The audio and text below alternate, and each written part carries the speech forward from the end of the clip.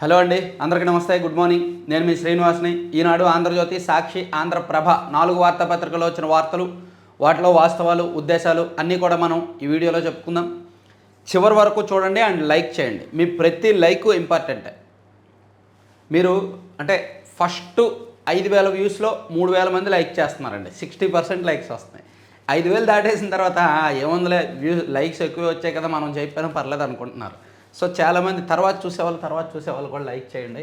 మీ ప్రతి like important. So Chandrababu Naidu గారి ఢిల్లీ పర్యటన చూడొచ్చు. ఆయన ఢిల్లీలో అమరావతికి సంబంధించిన అంశం, అమరావతిని చట్టబద్ధం చేయాలి, రాజధానిగా అమరావతిని నోటిఫై చేయాలి, కేంద్రం గెజిట్ నోటిఫికేషన్ ఇవ్వాలి అని ఒక అంశాన్ని ప్రస్తావించారు. అలాగే గోదావరి బనకచర్ల అనుసంధానం కోసం కూడా కేంద్రం అనుమతులు కావాలి కాబట్టి ఆ అంశాన్ని ప్రస్తావించారు. అలాగే కొన్ని రకరకాల అంశాలు, మన రాష్ట్రానికి రావాల్సిన ఆర్థిక సహకారం కావచ్చు, అన్ని అంశాలు నిన్న దాదాపుగా 8 మంది కేంద్ర మంత్రులతో చంద్రబాబు నాయుడు గారు భేటీ అయ్యారు. ఈరోజు నీతి ఆయోగ్ భేటీ కూడా ఉందన్నమాట. ఈరోజు సాయంత్రం ఢిల్లీ నుంచి రిటర్న్ అవుతారు. అమరావతిని రాజధానిగా చేయండి, రాజధానిగా నోటిఫై చేయండి. కేంద్ర హోంమంత్రి అమిత్ షాకు సీఎం చంద్రబాబు వినతి. వచ్చే పార్లమెంటు సమావేశాల్లోనే చేయాలని కోరినట్టు వెల్లడి. విశాఖకు మాస్టర్ ప్లాన్ రూపొందిస్తున్నట్టు ప్రకటన. అమరావతి వల్ల జగన్కు వచ్చిన నష్టమేంటి? రైతులు భూమి ఇస్తే ఆయనకెందుకు అసూయ? వైకాపా అధినేత వైఖరిపై చంద్రబాబు అసహనం.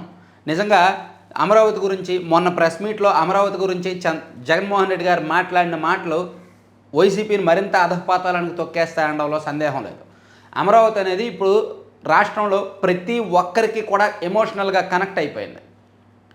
రాజధాని నిర్మాణ పనులు ఏ విధంగా జరుగుతున్నాయి, రాజధాని జరుగుతుందా లేదా, పెట్టుబడులు వస్తున్నాయా లేదా, ఇండస్ట్రీస్ ఇవన్నీ వస్తున్నాయా లేదా, ఈ కట్టడాలు ఎంతవరకు వచ్చాయి, డెవలప్మెంట్ ఎంతవరకు వచ్చింది, ఇదంతా కూడా చూస్తున్నారు. అక్కడ రైతుల పరిస్థితి ఏంటి, భూములు ఇచ్చిన రైతులకు న్యాయం జరిగిందా లేదా, కొత్తగా భూములు ఎందుకు తీసుకుంటున్నారు, ఇదంతా రాష్ట్రంలో అటు శ్రీకాకుళం నుంచి ఇటు చిత్తూరు, అనంతపురం వరకు అందరూ అబ్జర్వ్ చేస్తున్నారు. సో రాజధాని విషయంలో కొంత కనెక్ట్ అయి ఉన్నారు. అటువంటి రాజధాని విషయంలో, ఎందుకంటే మనకు 10 ఏళ్ల నుంచి 11 ఏళ్ళు రాష్ట్ర విభజన జరిగే రాజధాని లేకుండా పోయింది. అటువంటి రాజధాని గురించి మొన్న ప్రెస్ మీట్లో చీప్గా మాట్లాడటం వలన వైసీపీ మరింత పాతాళానికి వెళ్ళిపోయింది అనడంలో సందేహం లేదు. అవునా కాదా అనేది మీరు కామెంట్ చేయండి. జగన్మోహన్ రెడ్డి గారు ఓకే, అప్పుల గురించి మాట్లాడారు, అవినీతి గురించి మాట్లాడారు, మద్యం కేసు గురించి మాట్లాడారు, ఏదో ఒకటి మాట్లాడుకున్నారు, దాని వరకు ఓకే. కానీ అమరావతి 500 ఎకరాల్లో చాలు, గుంటూరుకి విజయవాడకి మధ్యలో 4 బిల్డింగులు కడితే చాలు అనేటట్టు చాలా మాట్లాడారు. రాజధాని అంటే అంతేనా, బిల్డింగులు కట్టడమేనా? సో అది మరి ఆ జ్ఞానం లేకుండా పోయింది. సో అందుకే చంద్రబాబు నాయుడు గారు ఢిల్లీలో ఆ అంశాన్ని ప్రస్తావించారు. జగన్మోహన్ రెడ్డి గారికి కనీసం ఆ జ్ఞానం కూడా లేదు అని చెప్పారనమాట. ఆంధ్రప్రదేశ్ రాజధానిగా అమరావతిని నోటిఫై చేయాలని కేంద్ర హోంమంత్రి అమిత్ షాను కోరినట్టు ముఖ్యమంత్రి చంద్రబాబు నాయుడు వెల్లడించారు. వచ్చే పార్లమెంట్ సమావేశాల్లోనే ఈ మేరకు విభజన చట్టాన్ని సవరించాలని కోరినట్టు చెప్పారు.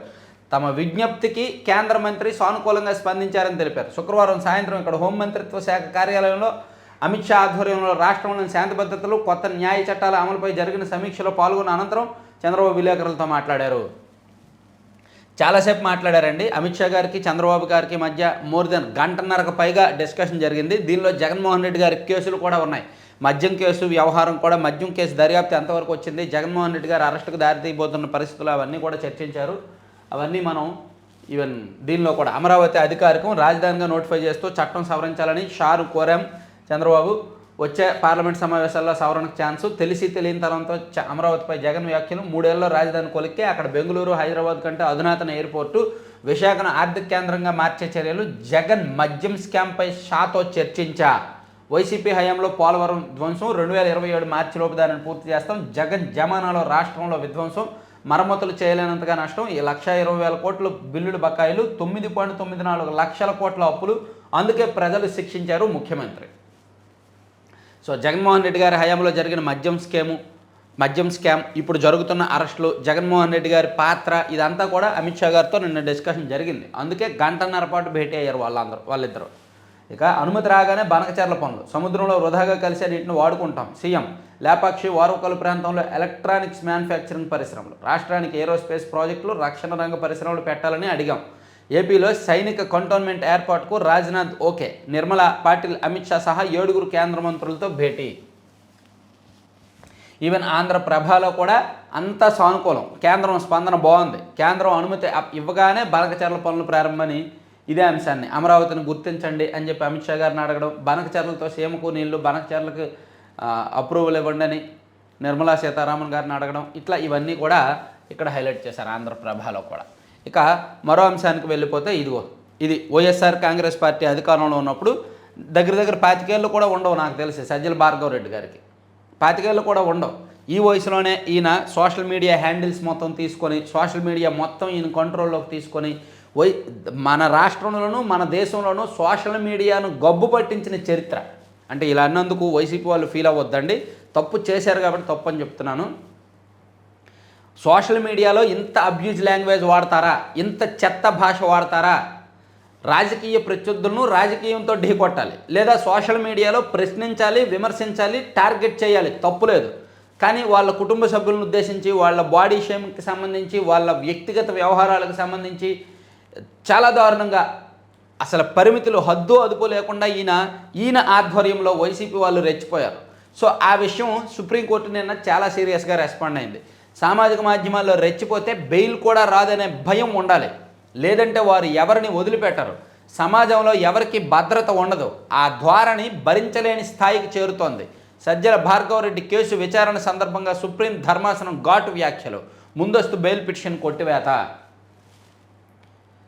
ఈయన తండ్రి భార్గవరెడ్డి గారి తండ్రి రామకృష్ణారెడ్డి గారు, సజ్జల రామకృష్ణారెడ్డి గారు, ఆయన ఒక జర్నలిస్టు. కానీ వైసీపీ అంటే ఆయనకి ఇష్టం, జగన్మోహన్ రెడ్డి గారు అంటే ఆయనకి ఇష్టం, వైసీపీ ఆయన పార్టీ. సో పార్టీ రిలేటెడ్గా ఆయన ఏదైనా మాట్లాడవచ్చు, ఓకే. తన పార్టీని తను అభిమానించడం తప్పు కాదు, ప్రత్యర్థి పార్టీలను వ్యతిరేకించడము తప్పు కాదు. కానీ సోషల్ మీడియాలో దారుణమైన పదాలు వాడడం తప్పు. అటువంటి నీచమైన పదాలు సోషల్ మీడియాకి తీసుకొచ్చింది ఈయనే. సో అందుకు ఈయన మీద సుప్రీంకోర్టు చాలా దారుణంగా మాట్లాడిందనమాట. అసలు ఇటువంటి వారికి బెయిల్ కూడా ఇవ్వకూడదు, మీకు బెయిల్ ఇవ్వడానికి కూడా మీకు అర్హత లేదు, మీరేం మాట్లాడారో మాకు తెలుసు, మాకు తెలియదు అనుకుంటున్నారా అని ఇవన్నీ కూడా సుప్రీంకోర్టు ఒక రకంగా తలంటిందనమాట. At the same time Raj Kasireddy arrest సక్రమమే, సుప్రీంకోర్టు స్పష్టీకరణ, ఆయన తండ్రి వేసిన పిటిషన్ కొట్టివేత, విహాన్ కుమార్ కేసులోని అంశాలను సిఐడి అమలు చేసిందని వ్యాఖ్య. So Raj Kasireddy bail petition వేశారు సుప్రీంకోర్టులో, ఆ బెయిల్ పిటిషన్ కూడా సుప్రీంకోర్టు కొట్టేసింది. రాజ్ కసిరెడ్డి అరెస్ట్ సక్రమమేనని చెప్పిందనమాట. సో ఈ రెండు అంశాలు ఇక్కడ కూడా వేసినట్టున్నారు. ఇదిగోండి, మీ పోస్టులు శృతిమించాయి, అవి మాకు అర్థం కాలేదు అనుకున్నారా? ఏ ఉద్దేశంతో పెట్టారో తెలుసుకోలేమా? సజ్జల భార్గవరెడ్డిపై సుప్రీంకోర్టు ఆగ్రహం, అసభ్య పోస్టులను వ్యవస్థ క్షమించదు, తప్పకుండా శిక్షిస్తుంది. సోషల్ మీడియా దుర్వినియోగం కేసుల్లో త్వరగా బెయిల్ వస్తుందనుకోవద్దు, సులభంగా దొరికితే ఇలాంటి వారిని నియంత్రించలేం. ముందస్తు బెయిల్ పిటిషన్ కొట్టివేత, 2 వారాల పాటు మధ్యంతర రక్షణ, రెగ్యులర్ బెయిల్ కోసం SC/ST కోర్టుకు వెళ్లాలని సూచన. అలాగే రాజ్ కసిరెడ్డికి చొక్కెదురు అనేది కూడా రాశారు. సాక్షిలో రాశారా సుప్రీంకోర్టు చెప్పిన మాటలు?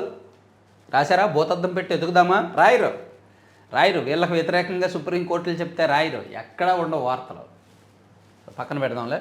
తర్వాత కుట్రకు కర్త కర్మ క్రియ మిథున్ రెడ్డే, మద్యం కుంభకోణంలో ప్రధాన పాత్రధారి ఆయనే. ఎంత ముడుపులు వసూలు చేయాలో నిర్ణయించారు, ఆ సొమ్ము అంతిమ లబ్ధిదారుకు చేర్చారు. ముడుపుల మొత్తంలో ముందే 5 కోట్లు తీసుకున్నారు. సిట్ దర్యాప్తులో మిథున్ రెడ్డి పాత్ర వెలుగులోకి, 4వ నిందితుడిగా పేరు. సో మద్యం కుంభకోణంలో A4గా మిథున్ రెడ్డి గారు ఉన్నారంట. జగన్ ప్రభుత్వ హయాంలో నూతన మద్యం విధానం ముసుగులో వైకాపా ముఠా సాగించిన దోపిడీ కుట్రకు రూపకల్పన, అమలు, ఏర్పాట్లు, ముఠా సభ్యులకు ఎప్పటికప్పుడు దిశానిర్దేశం చేయడంలో master mind Rajampet MP Peddireddy Mithun రెడ్డే. డిస్టిలరీలు, సరఫరా కంపెనీల నుంచి ముడుపులు వసూళ్ల కోసం రాజ్ కసిరెడ్డితో కలిపి హవాలా నెట్వర్క్ రూపొందించడంలో, వారు వసూలు చేసిన మొత్తాన్ని బిగ్ బాస్కు చేర్చడంలోనూ మిథున్ రెడ్డితే కీలక పాత్ర అని సిట్ తేల్చిందన్నమాట.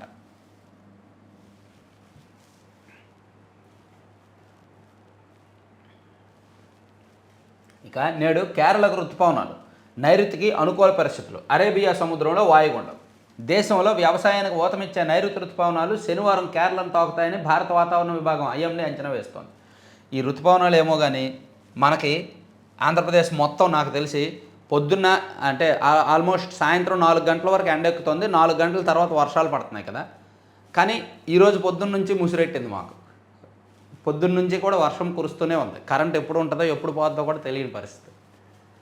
అంటే వర్షాలు బీభత్సంగా ఆల్రెడీ మంచి సమ్మర్లో ఈ టైంకి మే 24వ తేదీ అంటే రోహిణీ కార్తె టైం ఇది, విపరీతంగా ఎండలు మండిపోవాలి. కానీ అది జరుగుతుంది, ఇది జరుగుతుంది.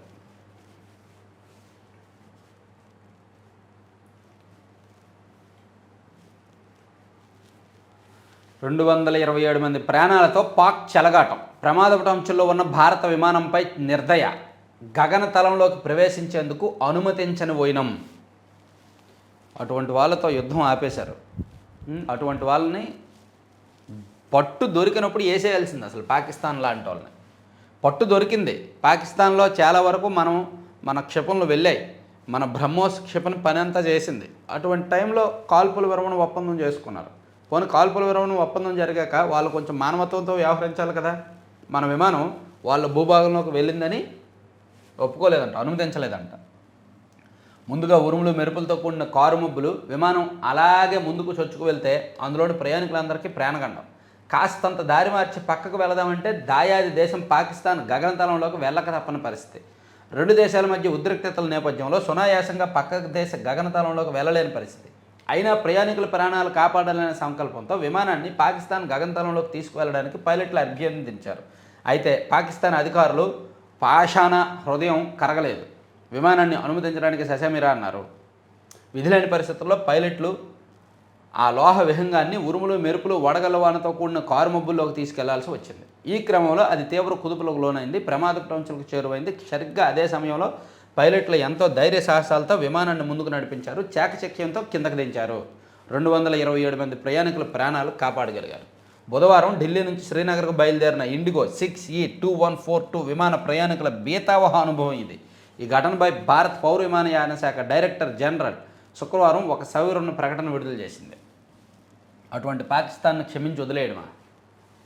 కోకో పంట కోసం కొత్త చట్టం తెస్తాం. మంత్రి అచ్చెన్నాయుడు తీసుకురండి. సమీక్షల విధుల జీఎస్టీ వసూళ్ల పెంపు ఒత్తిడితో అధికారులు ఉద్యోగుల హైరాణ. వెసులుబాటు ఇవ్వాలనే అభ్యర్థన. వాణిజ్య పన్నుల శాఖలో అస్తవ్యస్తం.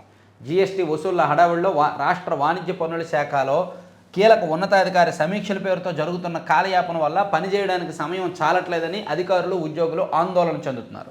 దాదాపు రోజు సమీక్షలు జరుగుతున్నాయి. బకాయిల కింద వివిధ కేటగిరీల్లో 15,000 కోట్ల వరకు రావాల్సి ఉంది. కోర్టుల్లో 2,000 కేసులు ఉన్నాయి. బకాయిల వసూళ్లకు తగ్గట్టు ఉన్న మానవ వనరులు అందుబాటులో ఉన్న సమయం ఆధారంగా పకడ్బందీ కార్యాచరణ ఉండాలి. కానీ రోజు సాయంత్రం కీలక ఉన్నతాధికారి, ఇతర ఉన్నతాధికారులు, కేంద్ర కార్యాలయం నుంచి డివిజన్ జాయింట్ కమిషనర్లు, సర్కిల్ అసిస్టెంట్ కమిషనర్తో కనీసం 2 గంటలు టెలికాన్ఫరెన్స్ నిర్వహిస్తున్నారండి. ఈ టెలికాన్ఫరెన్స్లు, వీడియో కాన్ఫరెన్స్లు ఇవే ఈ అధికారుల పనితీరుని దెబ్బతీస్తాయి, టైం వేస్ట్ చేస్తాయి, డ్యామేజ్ చేస్తాయి అన్నమాట. జూన్ 1 నుంచి రేషన్ దుకాణాల్లోనే నిత్యావసరాలు. మంచి నిర్ణయం.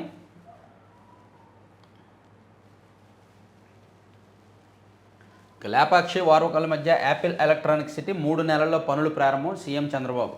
సో కేంద్ర మంత్రులను ఆయన ఎవరెవరిని కలిశారు ఏంటనేది ఇక్కడ మొత్తం ఫోటోలన్నీ వేసి ఇక్కడ రాసుకొచ్చారు. రక్షణ మంత్రి రాజ్నాథ్కు చంద్రబాబు అభినందనలు. ఇదంతా ఓకే. రాజకేశ్వర రెడ్డి అరెస్ట్ సక్రమమే. సుప్రీంకోర్టు స్పష్టీకరణ. ఓకే.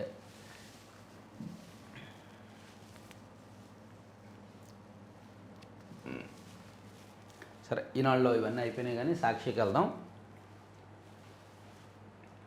కొండంత అప్పు, బాబు సెల్ఫ్ డబ్బు.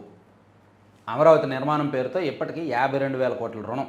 దీంతో పాటు 2025-26 బడ్జెట్లో 6,000 కోట్లు కేటాయించిన ప్రభుత్వం. రాజధానికి దాదాపు 80,000 కోట్లు అవసరమని గత నెలలో ఆర్థిక సంఘాన్ని కోరిన చంద్రబాబు. కేవలం 53,748 ఎకరాల్లో పనులు చేపట్టడానికి ఈ వ్యయం. అమరావతి మీద వీళ్ళేం మాట్లాడినా, వీళ్ళేం రాసినా నమ్మొద్దు. అమరావతి మీద సాక్షిలో ఏమి రాసినా నమ్మొద్దు. వీలైతే ఆ వార్తలను కూడా మనం చదవద్దు. ఎందుకంటే అమరావతి విషయంలో వైఎస్ఆర్ కాంగ్రెస్ పార్టీ అధినేత కావచ్చు, ఆ పార్టీ నాయకులు కొంతమంది కావచ్చు, సాక్షి మీడియా కావచ్చు, తీవ్రమైన అక్కసుతో ఉన్నారు అమరావతి విషయంలో.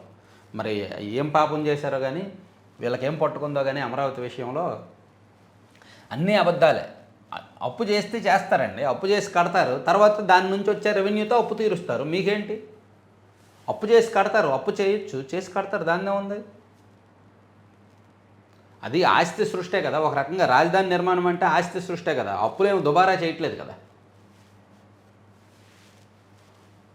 ఊరూరా బెల్ట్ దుకాణం, ఇది కదా కుంభకోణం. పీటీపాలెంలో బెల్ట్ షాప్ 15 లక్షలు. ఇటువంటివి ఒప్పుకోవచ్చు. ఎస్, ఇది కరెక్టే. మద్యంలో కూటమి ప్రభుత్వం వచ్చిన తర్వాత మద్యం విషయంలో మరింత విచ్చలవిడితనం పెరిగిపోయింది. ఎంఆర్పీలను ఉల్లంఘించి అమ్ముతున్నారు. ఊరూరా బెల్ట్ షాపులు నిర్వహిస్తున్నారు. బెల్ట్ షాపుల నుంచి కూడా ఎక్సైజ్ డిపార్ట్మెంట్ అధికారులకు కమిషన్లు వెళ్తున్నాయి, ఎమ్మెల్యేలకు వాటాలు వెళ్తున్నాయి. ఇది కరెక్ట్.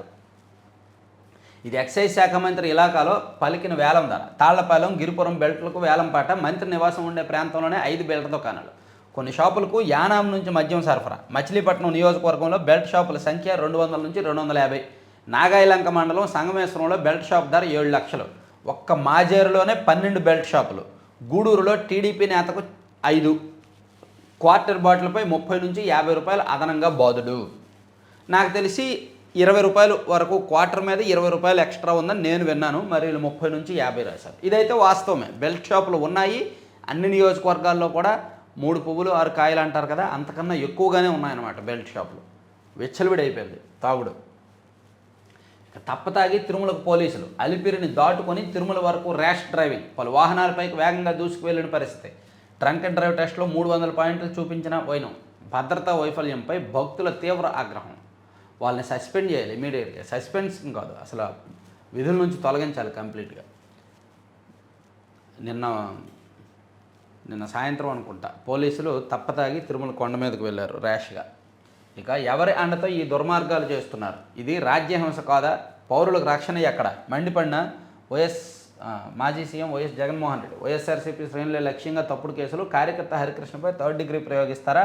దాచేపల్లి పోలీసులు దుర్మార్గంగా వ్యవహరించారు. టీడీపీ నేత కారులో పోలీస్ స్టేషన్కి తీసుకువెళ్తారా? చంద్రబాబు శిశుపాలుడి మాదిరి పాపాలు చేస్తున్నారు. బాధితులకు న్యాయం జరిగే వరకు ఈ వ్యవహారాన్ని విడిచిపెట్టొద్దు. బెంగళూరులో ఉండి ట్వీట్లు చేస్తూ ఉండండి, విడిచిపెట్టొద్దు. ఇక రాష్ట్రంలో రెడ్ బుక్ పాలన. వైఎస్ఆర్సీపీ నేత అంబటి రాంబాబు ధ్వజం. గురజాల సబ్ జైలులో ఉప్పుతోళ్ల హరికృష్ణతో ములాఖత్. ఈ దాచేపల్లి వ్యవహారంలో అయితే మాత్రం పోలీసులు తప్పు కనిపిస్తోందండి. మరీ ఏకపక్షంగా దుర్మార్గంగా వ్యవహరించారు. ఇక విద్యాసంస్థ పైన రెడ్ బుక్ కాటు. సీఎం చంద్రబాబు సొంత జిల్లాలో టీడీపీ అరాచకపరం. వైఎస్ఆర్సీపీ నాయకుల విద్యాసంస్థల టార్గెట్. కుప్పం మున్సిపల్ చైర్మన్ ఉప ఎన్నికల్లో పోటీ చేశారన్న కక్ష. కుప్పంలోని స్కూల్ 8, 10 తరగతులకు అనుమతులు రద్దంటూ రగడ. 2 ఏళ్ల కిందటే స్టేట్ సిలబస్ నుంచి CBSEకి మార్పు. కానీ ఇబ్బంది పెట్టాలని SSC రద్దు అంటూ హడావిడి. పాఠశాలకే పర్మిషన్ లేదంటూ సోషల్ మీడియాలో ప్రచారం. సో వైసీపీ వాళ్ళు చేసినాయి. వైసీపీ వాళ్ళు కూడా టీడీపీ వాళ్ళ ఆర్థిక మూలాల మీద దెబ్బ కొట్టారుగా, వ్యాపారాల మీద దెబ్బ కొట్టారుగా. సేమ్. ఇక లారీ కారుఢి 6 దుర్మరణం. రాజధాని రైతులకు ఎక్కట్లు నిజమే. వారి త్యాగం ఊరికే పోదన్న సీఎం చంద్రబాబు. ఎన్ని ఎకరాల్లో అయినా రాజధాని కడతాం. అమరావతిలో అంతర్జాతీయ విమానాశ్రయం అవసరమే. రాజధానిగా అమరావతిని గుర్తించాలని కేంద్రాన్ని కోరామన్నారు. ఇక రేషన్ పంపిణీ వాహనాల ఆపరేటర్ల ఆందోళన. తమను కొనసాగించాలని డిమాండ్. ఈ విషయంలో నేనేం మాట్లాడను. రేషన్ విధానం వీధికి బండి మీద వెళ్ళే కంటే పాత విధానమే బెటరు. రేషన్ దుకాణాలు నిర్వహించడమే బెటరు. ఇక బెంగళూరులో 9 నెలల చిన్నారికి కోవిడ్. విశాఖలో మరో 2 కరోనా. కోవిడ్ కేసులు పెరుగుతున్నాయి. సాధ్యమైనంత వరకు జాగ్రత్తగా ఉండాలని చెప్పగలం. అంతకుమించి కోవిడ్ విషయంలో ఏం మాట్లాడగలం? ఇదిగో ఆంధ్రప్రభలో వేసినట్టున్నారు. కరోనాతో జాగ్రత్త. కడపలో 2వ కేసు. విశాఖపట్నంలో 3 కేసులు వచ్చాయి. కడపలో 2 కేసులు వచ్చాయి. ఇప్పుడేమో కడపలో మహానాడు ఉంది. ఈరోజు 24వ తేదీ కదా, 27, 28, 29 తేదీల్లో మహానాడు ఉంది. అక్కడికి లక్షలాది మంది జనం వస్తారు. కోవిడ్ ఇప్పుడిప్పుడే పెరుగుతున్న తరుణంలో మహానాడు నిర్వహణ ఏ విధంగా ఉండబోతోంది, ఏ జాగ్రత్తలు తీసుకోబోతున్నారు అనేది కీలకం. ఒకవేళ అక్కడికి వచ్చినందువలన కోవిడ్ విజృంభించింది అనుకోండి, ఆ అపఖ్యాతి అపవాదంతా తెలుగుదేశం పార్టీ మొయ్యాల్సి వస్తుంది. సో మరి ఏం జాగ్రత్తలు తీసుకుంటారో చూడాలి.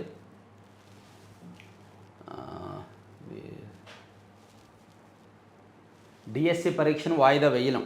ఆంధ్రప్రదేశ్లో ఉపాధ్యాయ అర్హత పరీక్షను నిర్వహించిన తర్వాతే డిఎస్సి నిర్వహించాలని కోరుతూ దాఖలైన పిటిషన్ను సుప్రీంకోర్టు కొట్టేసింది. వాయిదా వేయాలని చెప్పింది. అలాగే 3 ఏళ్ల చిన్నారిపై వివాహానికి వచ్చిన ఒక యువకుడు తప్పతాగి 3 ఏళ్ల చిన్నారిపై అఘాయిత్యానికి పాల్పడిన హృదయ విదారక ఘటన కడప జిల్లాలో జరిగింది. అత్యాచారం చేసి చంపేశాడంట వాడు. ఎంత దారుణమో చూడండి. కడప జిల్లాలో జరిగింది. ఇక మోసపోయాను, ఆత్మహత్య చేసుకుంటున్నాను, ఆర్థిక ఇబ్బందులతో తాను ఆత్మహత్య చేసుకుంటున్నానంటూ విశాఖలో ఓ యువకుడు సెల్ఫీ వీడియో పోస్ట్ చేశాడు. పోలీసులు రంగప్రవేశం చేసి సెల్ ఫోన్ సిగ్నల్స్ ఆధారంగా బాధితుడు రుషికొండ ప్రాంతంలో ఉన్నట్టు గుర్తించారు. అతడికి కౌన్సిలింగ్ ఇచ్చారు. ముందుగా మన వాళ్ళకే పనులు. ఎవరైనా పనుల కోసం వస్తే మన కోసం అంగీలు చించుకున్న వారికి, కట్టెలు పట్టుకున్న వారికి అత్యంత ప్రాధాన్యత ఇద్దామని రాష్ట్ర ఆర్థిక శాఖ మంత్రి పయ్యావుల కేశవ్ వ్యాఖ్యానించారు.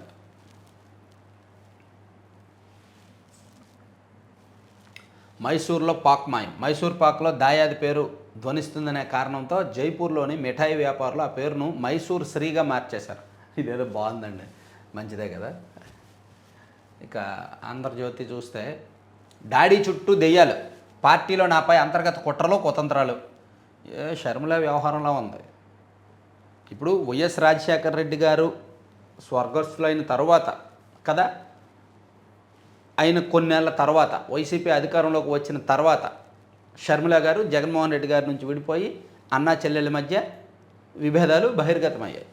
సో ఇప్పుడు కేసీఆర్ గారు ఉన్నారు. కేసీఆర్ గారు ఉండగానే కవిత గారు ఇలా లేఖ రాయడం ఒక రకంగా తిరుగుబాటు లేఖ. దాన్ని సమర్థించుకుంటూ నేనేమి లేఖ రాయడం కొత్త కాదు, అవన్నీ ఇంతకుముందు కూడా రాసుకొచ్చాను అని కవర్ చేసుకునే ప్రయత్నం చేశారు. కానీ పొరపాటున ఒకవేళ కేసీఆర్ గారు లేని సమయంలో జరిగితే మేబీ ఇది కూడా అన్నా చెల్లెళ్ళ మధ్య వైరంలాగానే చూడాల్సి వస్తుందేమో. కవిత గారి తిరుగుబాటు కేసీఆర్ గారి మీద, కేటీఆర్ గారి మీద, టీఆర్ఎస్ మీద, పార్టీ మీద అనేది ఆలోచించాలి. నాన్న చుట్టూ దెయ్యాలంట. పార్టీలో నాపై అంతర్గత కుట్రలు చేసి ఆ దెయ్యాలు నా లేఖను లీక్ చేశాయి. నాన్నకు లేఖ వెనుక వ్యక్తిగత అజెండా లేదు. నా లేఖే బయటపడితే ఇతరుల పరిస్థితి ఏంటి? లోపాలపై చర్చించాలి, కోవర్టులను తప్పించాలి. అప్పుడే పార్టీ 10 కాలాలు చల్లగా ఉంటుంది. అమెరికా నుంచి తిరిగి వచ్చిన కవిత వ్యాఖ్యలు. మొత్తానికి టీఆర్ఎస్ పార్టీ ఏదో జరగబోతోంది, గట్టిగానే జరుగుద్దని అర్థమైంది. ఇక ఇసుకాసురులపై సిట్. వైసీపీ హయాంలో 2566 కోట్ల అక్రమాలు. నేతలు జిల్లాలను పంచుకొని అడ్డంగా తవ్వేశారు. డబ్బు మూటలతో రీచ్లను గుప్పిట పట్టిన అరాచకం. మరో భారీ కుంభకోణం వెలికితేతకు ACB SIT. Rayalaseema JD Rajasekhara Rao నేతృత్వంలో ఏర్పాటు. ఏఎస్పీ, 4 డీఎస్పీలు, 9 మంది సీఐలు. నాటి కాంట్రాక్ట్ కంపెనీలు, మైనింగ్ అధికారులు, వైసీపీ నాయకుల పాత్రపై ఆధారాలు. ఎక్కడెక్కడ తవ్వారు? సహకరించిన మైనింగ్ అధికారులు, చోద్యం చూసిన సెబ్ అధికారులపై నిఘా. ఇటు లిక్కర్, అటు ఇసుక, 2 భారీ స్కాముల్లో కీలక వ్యక్తి కాఫీ షాప్ ఓనర్. 2 కేసుల్లోనూ వినిపిస్తున్న పేరు బాలం సుధీర్. సేమ్ బాలం సుధీర్ కావచ్చు, కాఫీ షాప్ ఓనర్ కావచ్చు, అండ్ కసిరెడ్డి రాజశేఖర రెడ్డి గారు కావచ్చు. ఆయన కూడా ఈ 2 కేసుల్లోనూ కీలకం అన్నమాట. ఎందుకంటే లిక్కర్తో పాటు మైనింగ్లో కూడా వేల కోట్ల అవినీతి జరిగింది. సో ఇప్పుడు లిక్కర్ కేసు కంక్లూజన్కి వచ్చిన తర్వాత మైనింగ్ కేసునే తెర మీదకు తీసుకురాబోతున్నారు. ఇక మీ పోస్టులు ఇది చెప్పుకున్న తర్వాత అగ్రిగోల్డ్లో అడ్డంగా దొరికిన జోగి. సిఐడి, ఈడీ అటాచ్లోని భూములు స్వాహా గుట్టురట్టు. సిఐడి అటాచ్ చేసిన భూముల్ని, ఈడీ అటాచ్ చేసిన భూముల్ని ఈయన సర్వే నెంబర్లు మార్చి వీళ్ళు దాన్ని ఆక్రమించి డాక్యుమెంట్లో, అంటే ఒక రకంగా అక్రమ డాక్యుమెంట్లు సృష్టించి వాటినే ప్లాట్లుగా మార్చి అమ్మేశారంట. కుమారుడు, సోదరుడి పేరిట లావాదేవీలు. తెర వెనుక ఉండి కథ నడిపించిన మాజీ మంత్రి. అగ్రిగోల్డ్ భూములను అక్రమంగా విక్రయించిన వ్యవహారంలో వైసీపీ నేత మాజీ మంత్రి జోగి రమేష్ అడ్డంగా బుక్ అయ్యారు. గత ప్రభుత్వంలో అధికారాన్ని అడ్డం పెట్టుకొని ఏకంగా సిఐడి, ఈడీ అటాచ్మెంట్లో ఉన్న భూములను కొనుగోలు చేసినట్టుగా డాక్యుమెంట్లు సృష్టించి వాటినే ప్లాట్లుగా వేసి విక్రయించినట్టు విచారణలో తేలింది. సో జోగి రమేష్ తనయుడు ఆల్రెడీ ఈ కేసులో అరెస్ట్ అయ్యారు కదా, జోగి రమేష్ పాత్ర కూడా ఉంది అని చెప్పి అతన్ని కూడా అరెస్ట్ చేసే అవకాశాలు ఉన్నాయంట. ఇక 3 రోజుల్లో మహానాడు. అంబరాన్ని అంటేలా టీడీపీ పసుపు పండుగ. కడపలో ముమ్మరంగా సాగుతున్న ఏర్పాట్లు. 23,000 మందితో ప్రతినిధుల సమావేశం. తొలి రోజు పార్టీ సంస్థాగత నిర్మాణంపై దృష్టి. 2వ రోజు కూటమి ఏడాది విజయాలపై చర్చ. 3వ రోజు 5 లక్షల మందితో భారీ బహిరంగ సభ. సంక్షేమం, అభివృద్ధిపై 14 ముసాయిదా తీర్మానాలు. రాయలసీమ అభివృద్ధిపై ప్రత్యేక చర్చకు నిర్ణయం. కడపలోని మంత్రుల మకం, పనుల పర్యవేక్షణ. ఓకే.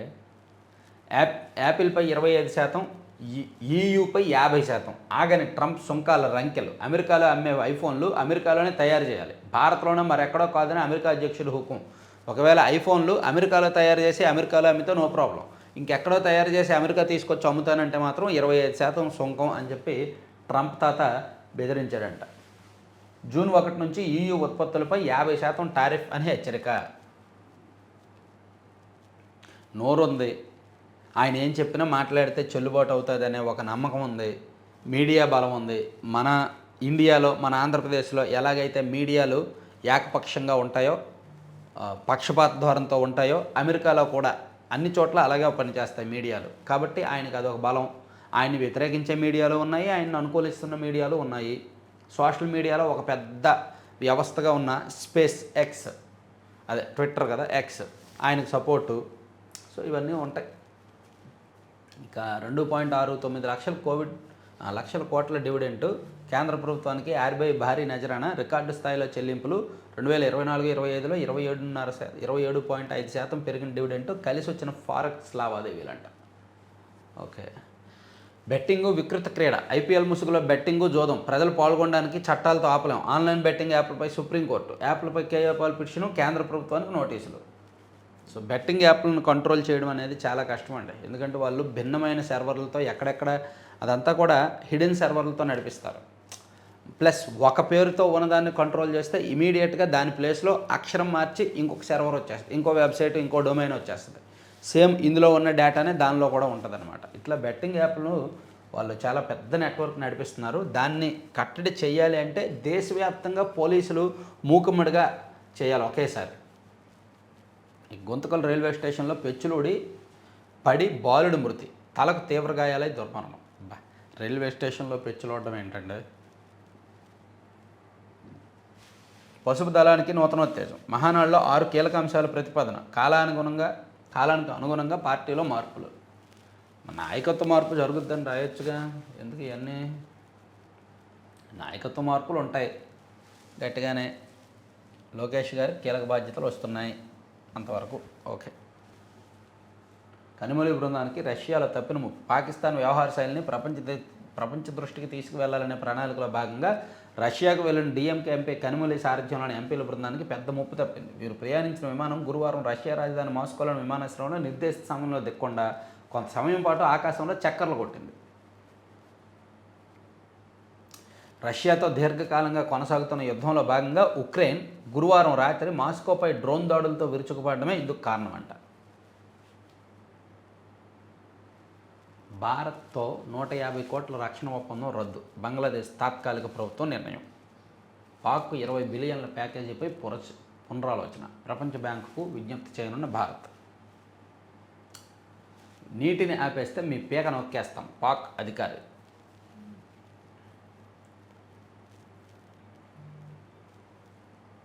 అమ్మ నేను చోరీ చేయలేదు, సూసైడ్ నోట్ రాసి 13 ఏళ్ల బాలుడి ఆత్మహత్య. చేయని దొంగతనాన్ని తనపై మోపారన్న మనస్తాపంతో 13 ఏళ్ల బాలుడు ఆత్మహత్యకు పాల్పడ్డాడు. అంతకుముందు సూసైడ్ నోట్ రాశాడు.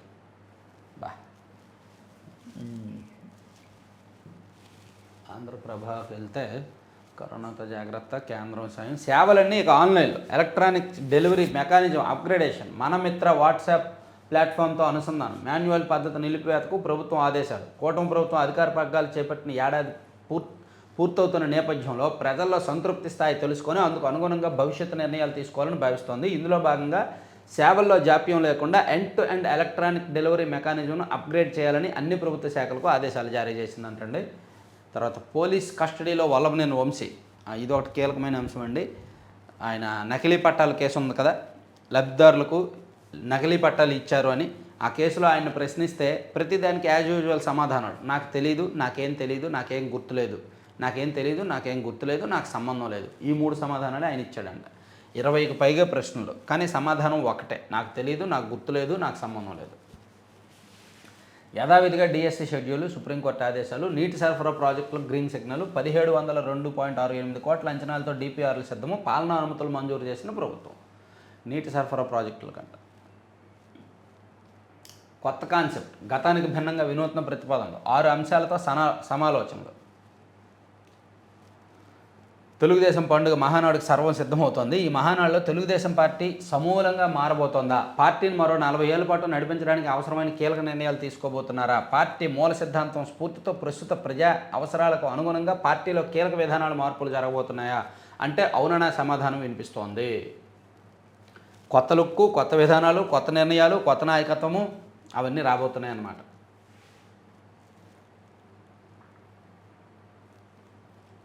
సరే, ఇవన్నీ పక్కన పెట్టేసి ఈనాడులో నేషనల్ అంశాలు, ఇంటర్నేషనల్ అంశాలు ఒకసారి చూద్దామండి. పోలవరం బనకచర్లపై తొలి అడుగు, కేంద్ర జల సంఘానికి ప్రీ ఫీజిబిలిటీ నివేదిక సమర్పణ, మరోవైపు కేంద్ర మద్దతు కోరిన ముఖ్యమంత్రి. ఓకే, పిఎస్ఆర్ చెప్తేనే చేశారు. పోలీసుల విచారణలో ఏపీపీఎస్సీ సహాయ కార్యదర్శి వెంకట సుబ్బయ్య గ్రూప్ 1 అక్రమాల కేసు. పిఎస్ఆర్ ఆంజనేయులు గారు నాకు చెప్పారు, నేను చేశానని చెప్పి గ్రూప్ 1లో ఉన్నాడు చెప్పాడు. తర్వాత నాకు తెలీదు, సంబంధం లేదు చెప్పుకున్నాం. అది ఇక భరాసాలో కోవర్ట్లు ఉన్నారు, వారిని తప్పించాలి చెప్పుకున్నాం, అయిపోయింది. తెలంగాణకు సివిల్ సప్లైస్ భవన్ జూన్ 1 నుంచి పూర్తిగా వినియోగం. సో ఉమ్మడి ఆంధ్రప్రదేశ్ అంటే ఆంధ్రప్రదేశ్ విభజన తర్వాత ఇప్పటికీ కొంత ఆస్తులు, భవనాలు పంపకాలు జరగలేదు. దాని మీద నిన్న రెండు రాష్ట్రాల సివిల్ సప్లైస్ మంత్రులు కూర్చొని మాట్లాడుకొని సివిల్ సప్లైస్ భవన్ని తెలంగాణకి ఇచ్చేస్తాము, జూన్ 1వ తేదీ నుంచి పూర్తి హక్కు వాళ్ళదే అని చెప్పారు. మనకి దానికి బదులుగా కొన్ని ఇస్తున్నారంట. అవన్నీ ఆస్తుల బదిలీలే జరుగుతున్నాయండి. తర్వాత